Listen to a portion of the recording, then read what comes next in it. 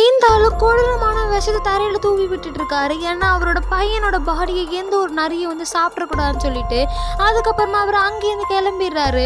ஒரு பெரிய கழுகு அவனை சாப்பிட பார்க்குது. அந்த வழியிலேயே அவன் முழிச்சிருக்கான். அதை அப்படியே அடிச்சு கீழே தள்ளி விட்டுருக்கான். அப்பதான் அவனுக்கு தெரியுது ஒரு மலை உச்சியில இருக்கான்னு சொல்லிட்டு அப்படியே அவன் கொஞ்சம் கொஞ்சமா அங்கேருந்து இறங்க ட்ரை பண்றான். அப்போ அவன் கை ஸ்லிப் ஆகி அப்படியே கீழே விழுக ஆரம்பிச்சிருக்கான். நல்ல வேலைக்கு அவனுக்கு பிடிக்காக சின்னதாக ஒரு கிரிப் கிடைச்சினால அதை பிடிச்சி ரொம்ப நேரமா அப்படியே நின்றுட்டே இருக்கான். கொஞ்ச நேரம் கழிச்சு மழையுமே பெய்ய ஆரம்பிச்சிருது. அவனுக்கு என்ன பண்ணனே தெரியாம இருக்கான்.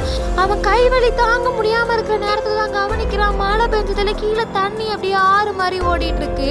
அவன் மனசை கல்லாக்கிக்கிட்டு அப்படியே மேல இருந்து கீழே விழுகிறான். கண்ணை முடிச்சு பாக்குறான். நல்ல வேலைக்கு அவனுக்கு எதுவுமே ஆகல. அவன் காலில் இருந்து ஷூ எல்லாம் கழட்டி பாக்குறான். அப்பதான் அவனுக்கு தெரியுது அவனுக்கு ரொம்ப அடிபட்டு இருக்குன்னு சொல்லிட்டு அங்கேதான் அவன் அப்படியே மெல்லமா நடந்து போயிட்டு இருக்கான். அப்போ அவனை திடீர்னு நிறைய ஓனைங்க துரத்த ஆரம்பிச்சிருது. அவன் பயந்து போய் ஒரு மரத்துல ஏற ட்ரை பண்றான். அவன் காலை ஒரு ஓனை அப்படியே கடிச்சு இழுக்குது. அடுத்து நினைச்சு நம்ம பார்ட் 2ல பார்க்கலாம்.